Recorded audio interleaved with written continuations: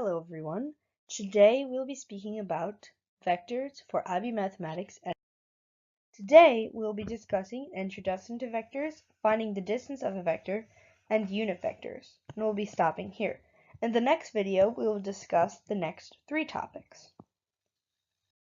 So, looking at this introduction to vectors. A vector is a quantity that has both a magnitude and a direction, as opposed to a scalar quantity. A scalar quantity will only have a magnitude or a length. A vector coordinate can be written in multiple ways.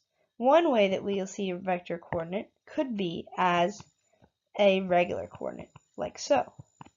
The most common way that we'll see vector coordinates is written vertically, with one component above another. Another way, if a vector has a name with a variable such as a or b, it will be written with an arrow on top to indicate that it is a vector.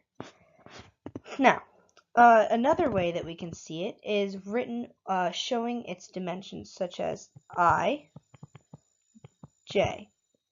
And if it is a three-dimensional vector, it can be written with a k as well.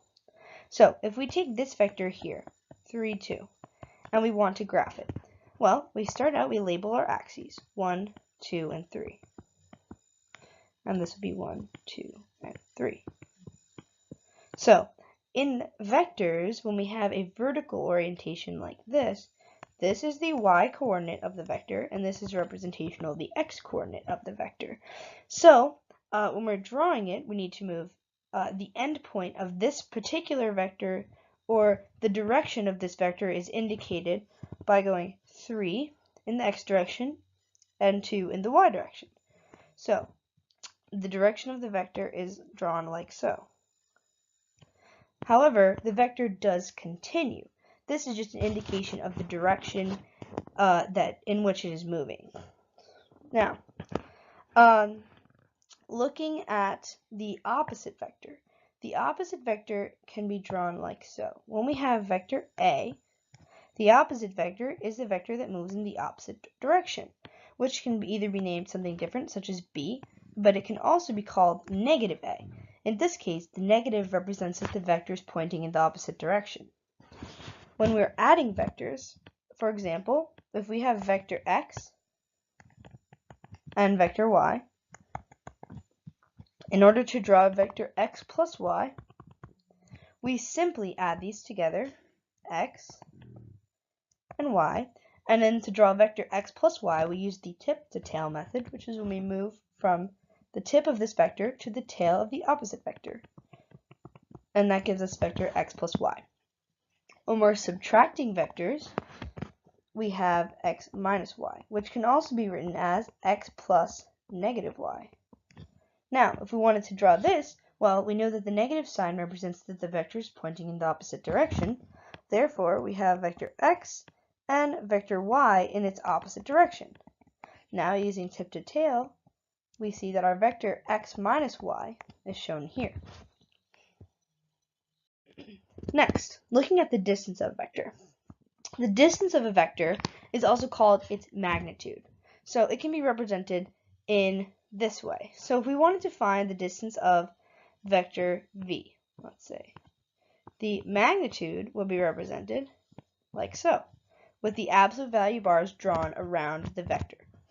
In order to find the actual magnitude when given the vector, well, for example, if we have vector 3, 4, the Pythagorean theorem of sorts is used in order to find this, because if we were to actually draw this on a coordinate plane, roughly, since remember this is the y and this is the x, we would have something like this. And in order to find the distance of this vector, it is essentially the hypotenuse of a triangle where we have lengths 4 and 3. So, in order to find the distance of vector v, let's say this is called v squared, is equal to 3 squared plus 4 squared. This is equal to 9 plus 16, which is 25. Therefore, the distance of v is 5, which is the square root of 25, since this is squared. Next, if we have a three-dimensional vector, this works slightly differently. In a three-dimensional vector, we have three planes, x, y, and z.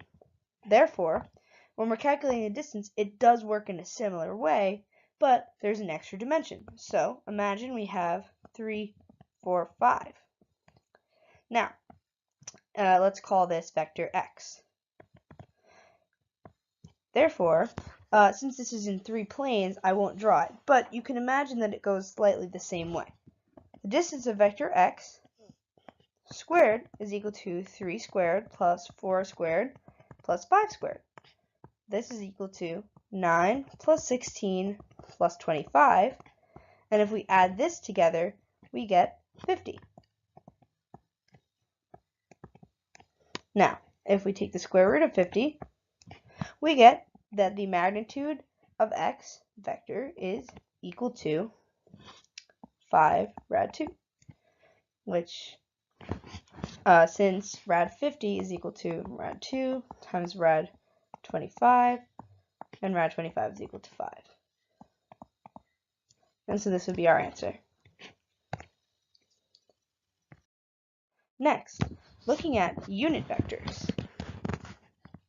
A unit vector is a vector that has a magnitude or length of 1 unit. So, in order to find our unit vector, we simply need to find the total magnitude of the vector and divide each component by that magnitude.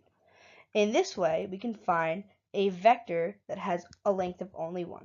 So, let's try an example of this with the vector that we had in the last slide, vector 3, 4. In using this vector, we found before that the magnitude of it equals 3 squared plus 4 squared, which is 5 squared, so the magnitude of the vector is 5. So, using this 5, we divide each component of this vector by 5. 3 over 5 and 4 over 5. And this is our vector. Now, in order to test that our theory is true, that this has a magnitude of 1, we can actually find the magnitude.